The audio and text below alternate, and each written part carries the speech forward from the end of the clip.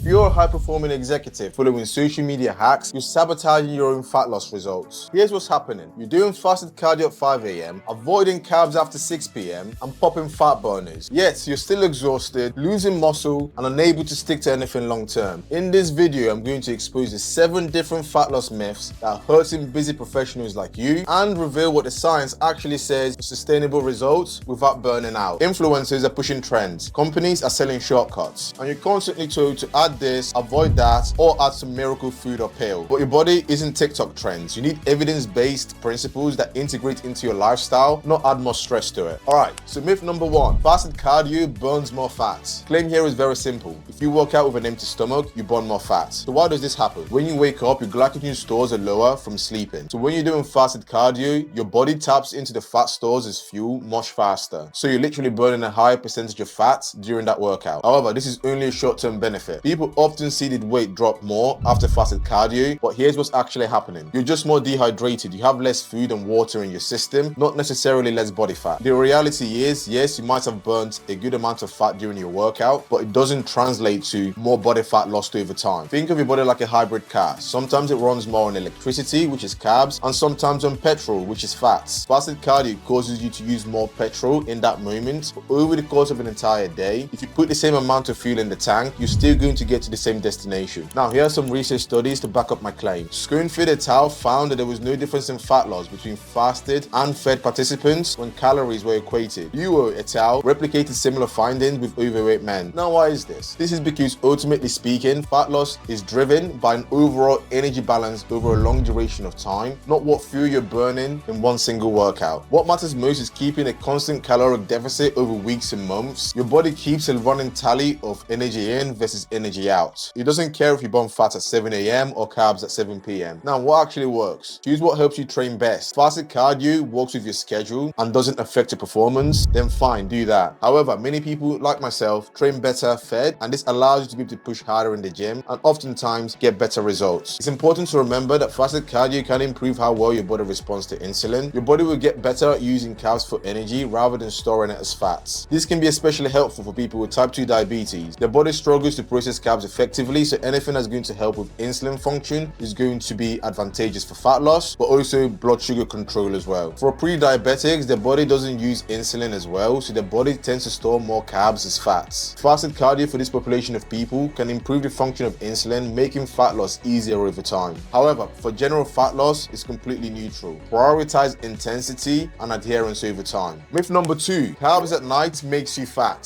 So why does this myth even exist? There are a few reasons that people believe this. Insulin sensitivity is much lower in the evenings, meaning people don't process carbs quite as effectively. Number 2, for the most part, there's less physical activity at night, so you're not going to burn off those carbs immediately. Number 3, growth hormone peaks during sleep, and carbs can blunt this fat burning hormone. And number 4, circadian rhythm factors, which is your body's natural clock affecting metabolism. But here's the truth, your body doesn't magically switch to fat burning mode after sunset. Studies comparing people who eat late versus early show no difference when calories are matched. And this is what the research shows. Your metabolism when you're sleeping is roughly the same whilst you're awake at rest. Jeff Nippard's breakdown on current literature makes this very clear. It's the total calorie intake that matters rather than timing. Now, here are a few reasons why timing concerns are overblown. The difference in insulin sensitivity in morning and evening is minimal. Your body will use or store energy based on total calorie balance, not meal timing. Even if growth hormone is affected, the impact on fat loss is negligible compared to overall training and nutrition. What actually works? Focus on 24 hours and weekly caloric intake. Eating at night is absolutely fine as long as it doesn't lead to overeating or poor sleep. Choose lighter, protein-rich meals if you're going to eat closer to bed. This is mainly to improve your sleep quality and not for fat loss. Think of it like managing a monthly budget. It doesn't matter if you spend at 9 a.m. or 9 p.m., it's the total that counts. What truly matters is the total calorie intake, strength training, and not disrupting your sleep with heavy meals just before bed. Myth number 3, you can burn fat in specific areas. Now, people seem to think that you can do more crunches and you're going to magically burn belly fat. It doesn't work this way. Why do people think this though? We all have places where we store belly fat. Some people carry it in their stomach, some people carry it in their thighs, hips, or arms. It's important to note that this is a genetic predisposition and your DNA is going to determine where you store your fat. Now, here are some common patterns based on genetics. If you're Mediterranean or Middle Eastern descent, you tend to store more fat around your midsection. If you're from African descent, you tend to store more fat fat around your hips and thighs, especially the women. If you're from an East Asian descent, you tend to store more fat around your hips and your internal organs, which is known as visceral fat. Northern European descent tend to have a more even distribution for fat storage. But the reality is, you can't choose where your body burns fat. That's genetically predetermined. Ramirez-Campillo et al. Found that there's no evidence that exercising a specific area causes more fat loss in that area. So why is spot reduction actually impossible? When you exercise, your body pulls energy, usually in the form of fat, from wherever it chooses. And this can sometimes be in the areas where you store it last. Your muscles doesn't just eat the fat sitting on top of them. Fat loss happens systematically throughout the entire body. So what actually works? Full body strength training, high protein intake, constant caloric deficit, and sleep and stress regulation are all going to be massive needle movers that are eventually going to allow you to pull off that belly fat, especially where you want it. Think of spot reduction like trying to drain one specific area of a swimming pool. It doesn't work that way. Visible abs isn't about doing more crunches. It's about overall fat loss and muscle retention. Now, lifting weights protects your lean mass and also increases your metabolism, which allows you to look much better as you're losing fat. The bottom line is, you need to work with your genetics, not against it. Focus on losing body fat everywhere, and the problem areas will eventually follow. If you're getting value out of this video, subscribe. Myth number 4, the old classic. Carbs make you fat. This is one of the oldest myths in the book. Carbs spikes your insulin, insulin stores fat, therefore carbs make you fat. Here's the misconception. Yes, having more carbs will raise insulin, and insulin promotes fat storage. However, it's important to note that this only happens when you're eating in a caloric surplus. Think of insulin like a traffic controller at an intersection. It directs nutrients to where they need to go, to your muscles, to your liver, or to your fat cells. But it can only store fat if there's excess energy coming in. If you're in a caloric deficit, insulin is going to do its normal job without making you fatter. Now, here's what the research shows. Metabolic word studies show that total calorie and protein intake matter much more than whether it's coming from carbs or fats. When total calorie is controlled, low fat and low carb diets can produce significant fat loss. Another study from Hall et al. Actually found that when calories and proteins controlled, a low fat diet actually produced more fat loss compared to a low carb diet over 6 days. Now, especially for high performers, carbs is super important as it's the preferred energy source, especially for your brain and also during training. Bottom line is, carbs itself doesn't make you fat. What makes you fat is eating more calories than you burn, regardless of its source. So what actually works? Don't cut carbs, manage them. Focus on quality carbohydrates. Good sources come from oats, brown rice, sweet potatoes, berries, lentils, beans. Avoid fast-releasing simple carbs like white bread, pastries, sugary drinks, and candy. Now, what's the difference? Simple carbs causes blood sugar spikes, crashes, and increases cravings, ultimately sabotaging your fat loss journey. A helpful guide would be to pair your carbohydrates with protein and fiber. This is going to slow down your digestion and also improve your satiety. Blaming carbs is like blaming the petrol in your car for a crash. It's not the fuel, it's the driver and the total mileage that actually matters. Cutting carbs too hard is going to lead to low mood, brain fog, decreased gym performance, and also rebound cravings. Most executives will perform a lot better with moderate carbohydrates, especially around their training or mentally demanding work. Myth number 5, fat burners are the secret weapon. Let me make this clear. No fat burner is going to outwork poor sleep, zero training, and binge eating on the weekends. So what's actually in most fat burners? Most fat burners contain caffeine, green tea extract, and cayenne pepper. All of these might increase calorie burn by 50 to 100 calories per day, but only if everything else is on point. Here's what I see happening today. Everybody's looking for magic solutions, whether it's fat burners, the latest supplements, or new medications like Ozempic or retatrutide. Now, with drugs like retatrutide and Ozempic, these work by suppressing appetite and regulating metabolism. Ozempic works by suppressing hunger signals, while retatrutide, although still in trial, works by also increasing calories burnt. This can genuinely be effective for some people. Now, here's my take. Why these tools can be beneficial for certain people, the fundamentals is what matters most. Mastering caloric restriction, building healthy food habits, prioritizing sleep and stress management, and progressively overloading at the gym. Mastering these basics are going to deliver the most physical and mental benefits. No shortcuts teaches you consistency, discipline, and how to maintain results for life. The process of building healthy habits daily are where the real transformation happens. What actually works is building healthy habits first. If you want caffeine, have it for focus, not fat loss. And don't rely on supplements for what food, training, and sleep can give you. A fat burner is like hiring a flashy consultant when your business fundamentals are broken. It might give you a core boost, but if your core operations like your systems, your sales, and your strategy are broken, it's not going to fix the core issue. The bottom line is, supplements are there to supplement you. They can definitely help a little bit. Like protein powder can help with satiety, creatine can help with muscle retention, and caffeine can help with focus. foods, but none of them are magic. Your consistency with nutrition, training, and recovery are where the real progress are made. Myth number 6, you need to eat every 2 to 3 hours to keep your metabolism high. Now, this myth is especially more common amongst the bodybuilding culture and the grind culture professionals as well. Now, the theory behind this myth is very simple. More frequent meals is going to keep your metabolism firing. So why does this myth exist? Food has a thermic effect. This basically means that your body's burning calories while you're consuming food. This accounts for about 8 to 10% of total calories consumed. So the theory goes, if I eat more often, I'm constantly burning more calories through digestion, and this ultimately means higher metabolism all day. However, the truth is, more frequent meals doesn't matter for fat loss. Total calorie intake is what truly matters. Bellisle et al. And other studies have shown no difference in fat loss or metabolism when comparing 2 versus 6 meals a day when calories are equal. So what actually matters for fat loss? Number 1, muscle mass. The more muscle mass you have, the higher your metabolic rate. Number 2, physical activity, both exercise or daily movement. You want to increase your needs, your non-exercise activity thermogenesis, so things like hoovering or fidgeting or walking around the house. This is going to be a massive lever for fat loss in the long term. Number 3, making sure that you're increasing your protein intake. This has the highest thermic effect across all the macros. And number 4, your overall caloric intake. Eating too little can actually slow down your metabolism. So what actually works? Eat the number of meals that fit your routine, making sure that you're hitting your protein target, aiming for 0.7 to 1 gram of protein per pound of body weight. This has a much bigger metabolic impact than meal frequency. Focus on satiety and feeling full, not just clock watching. Avoid grazing all day. This makes it much harder to track calories and increases the risk of overeating. A good analogy to think about all of this is you don't keep your phone alive by plugging it in the socket 6 times a day. You charge it once and let it run all day. Now, for busy executives, fewer meals means less decisions and better focus. Focusing on 2 to 3 solid main meals a day will allow you to reduce your food stress and also simplify life without compromising your results. What's actually important for sustained energy and focus is balanced meals with proteins, complex carbs, and healthy fats. Avoiding refined carbs or sugars that causes energy crashes. Making sure you're getting enough protein throughout the day. Aiming for around 20 to 40 grams of protein per meal is going to keep you full and allow you to preserve your muscle over time. Bottom line is, your metabolism cares about what and how much you eat rather than when you eat it. Now, myth number 7, massive calorie deficit leads to faster results. Now, this one's a massive trap for high performers because they think more equals better, so they're going to slash the calories in half and get shredded faster. Now, this is a bad idea, and here's why. Your metabolism adapts down. This basically means that your body starts to burn less calories to conserve energy. Thyroid hormone drops, your body temperature decreases throughout the day, and you start to move less throughout the day without even realizing it. Additionally, muscle loss increases. When you're in an extreme deficit, you're not getting enough protein to be able to preserve your muscle, and you're not able to actually have enough energy to push yourself at the gym to be able to progressively overload over time. And your body starts to break down your muscle tissue for energy because it's much easier than fats. On top of this, you're going to feel hungry all the time. Your body increases ghrelin, which is your hunger hormone, and suppresses leptin, which is your fullness hormone. This isn't just uncomfortable, it's unsustainable, and it's going to massively impact your focus and also your quality of life. And finally, you're going to rebound and regain weight very fast. After weeks of restriction, your willpower is going to eventually break and your metabolism is going to be much slower. Your hunger level is through the roof and you're primed to store everything as fat, meaning the weight is going to come back much faster than it left. The Minnesota starvation study and modern trials have shown that extreme fasts only lead to hormonal downregulation, fatigue, and long-term adherence issues. What actually works is aiming for a moderate caloric deficit of around 300 to 500 calories below maintenance calories, having a high protein diet aiming for 0.7 to 1 gram of protein per pound of body weight, and working with fat loss blocks of around 8 to 12 weeks, followed by maintenance phase. Diet periodization is known to increase long-term adherence and weight loss success, meaning you need to take some breaks and you need to actually eat more food every now and again as well. Take my client David, for example, who's lost 10 plus kilos in about 5 months and hit a plateau. He just wasn't losing weight anymore after sustained loss over time. The answer wasn't to reduce food further, as this wouldn't have worked. He had reached metabolic adaptation, and increasing his calorie actually saw him break that plateau the following week. Sometimes your body needs more fuel to keep that fat loss engine running. Think of it like this. If you're running a marathon, you don't sprint to the finish line. This is only going to guarantee that you're going to burn out halfway through. What matters most here is sustainability and long-term success. If you start slow, you likely keep your results, enjoy the process a lot more, have healthier hormonal and metabolic systems, and finally you'll be able to have and maintain a much higher maintenance calorie after your cut. This basically means that you'll be able to eat a lot more food to maintain your your body weight. So if you like food and you still want to lose weight, this is the way to do it. Your future self will thank you. If you're an executive or a high performer that's tired of guessing and want a system that's built around your life, click the link in the description below and book your free executive health and fitness audit call and build a plan that works with your schedule and not against it. This is the exact same system that helped Anthony, Ty, Christian and Wiki to drop belly fat, regain their energy despite having a packed calendar and traveling multiple times. Now, if you're enjoying this video, hit that like button and also comment down below